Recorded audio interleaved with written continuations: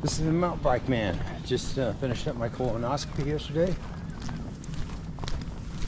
and it went off without a hitch. A fairly large polyp was removed from my colon.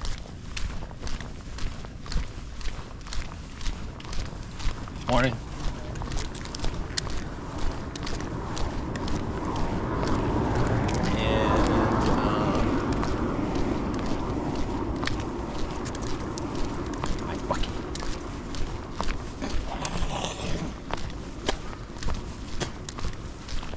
And everything went off without a hitch. Now they'll do a biopsy on that colon, or polyp, I mean, and determine if it's benign or malignant. I'll find out that information in 2 weeks with a probably 5-minute scheduled appointment with that same doctor. And he certainly will give me further instructions at that time, about, he'll probably recommend to have another colonoscopy in a year. So, and we will do just that. I will set it up way in advance, and I will have prime pick as to what time to be there. And I'm going to try to be there first thing in the morning.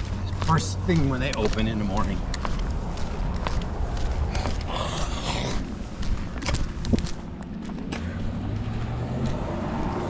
There's quite a few people that are getting the same thing as me. Let's go this way.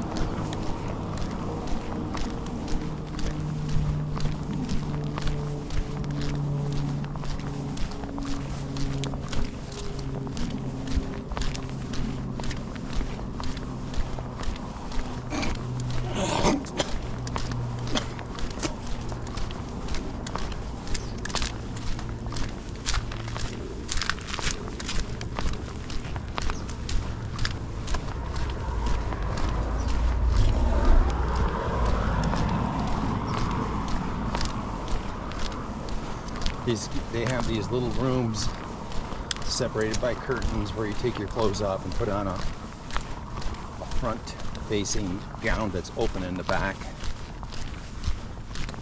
You lay on your side. They bring you to the operating room, and you lay on your side. The doctor situates your legs the way he wants them. The anesthesiologist does his job, and bang! You can see your blood pressure, just before you go down. I was checking the monitor, and it's like 117/73 or something like that. So just before I went down, I could see that. I was watching the monitor. It was high initially, but once they administer the drug, your blood pressure drops considerably. You relax.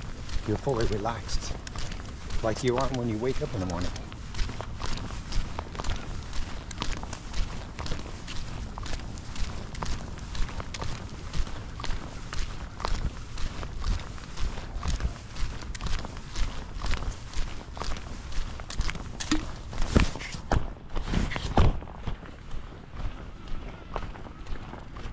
Come on, break. Slow.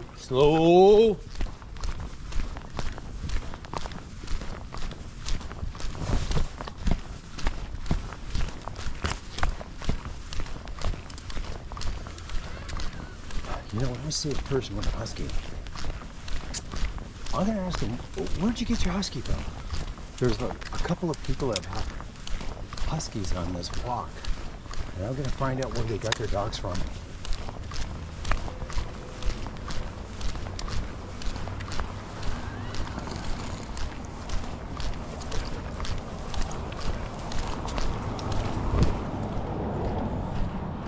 Mountain Bike Man morning podcast.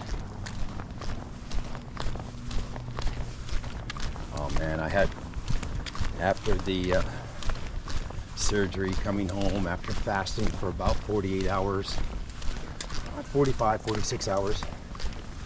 It was great to have a cup of coffee. I ordered brisket from Mr. B's Big Texas Barbecue. I was gonna make a cheeseburger without cheese. I was ready to, but I didn't feel like cooking. Brake left.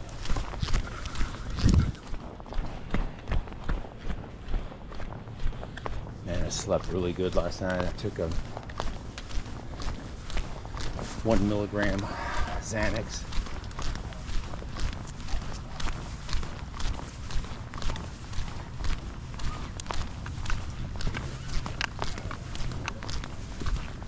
Morning. Good, good. How you doing? Good deal.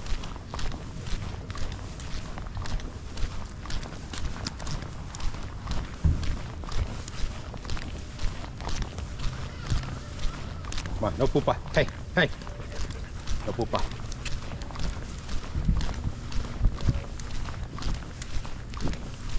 Wow, kids.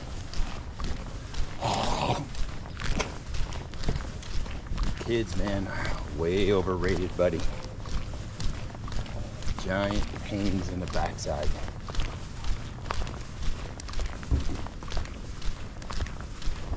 Before I went for the colonoscopy, I contacted my nephew.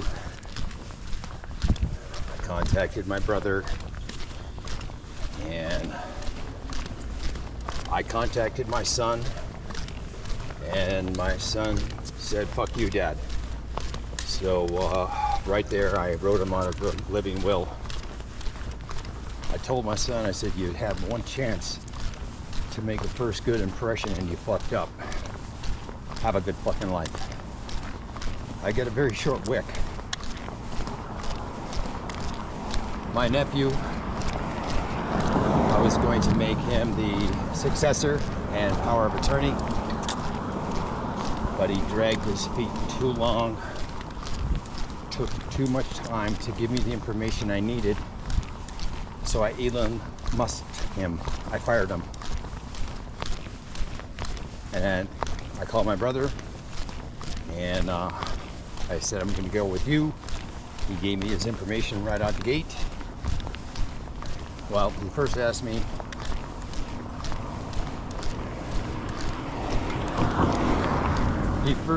what's the liability? I mean, and I told him there's no liability. Everything is paid for. You just come in and sell everything. House, Jeep, Maverick, Tesla. I have the titles for everything.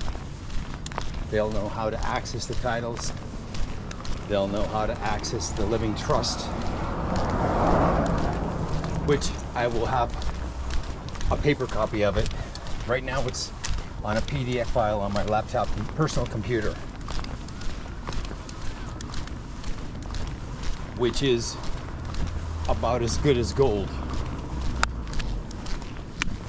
when it's on your personal computer. But I will get several paper copies notarized. Oh, my nephew also said one other thing that I didn't particularly care for. He said to send him a copy of the trust. And I said, no. You will only see the trust when I die.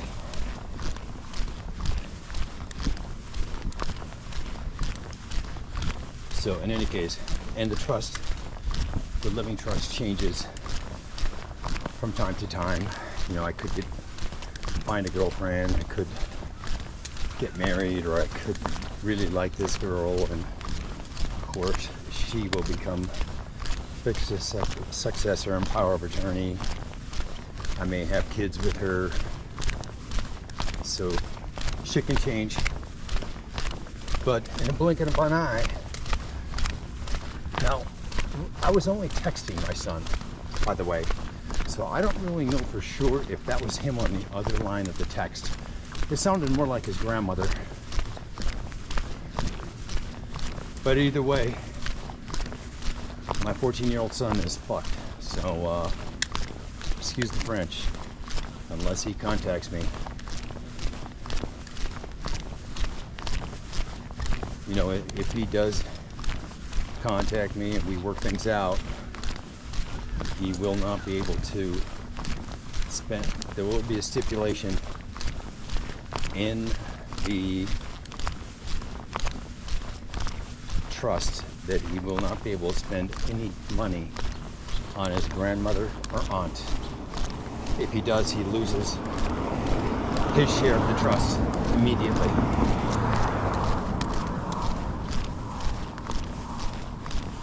Let's just say the grandmother and the aunt made a lasting impression on me. Anyways, there will be some fine tuning to the living trust as time goes on. So, but I have time now to, you know, work out all those little details, and I'll make it as simple as possible.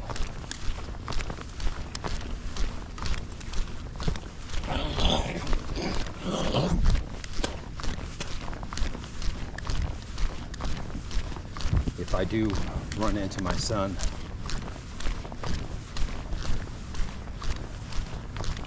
again, if we happen to work things out, I will have a DNA test done to confirm that he is my son, which 99% he is, but let's just say the barn door wasn't latched.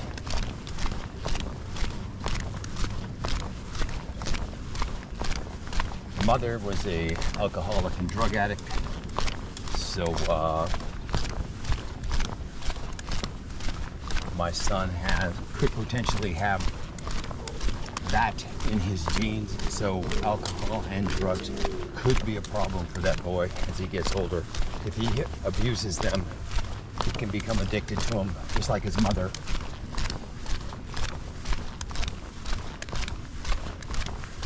Which unfortunately, he probably will have a problem with alcohol and drugs. It's unfortunate, but it's probably going to be his life story.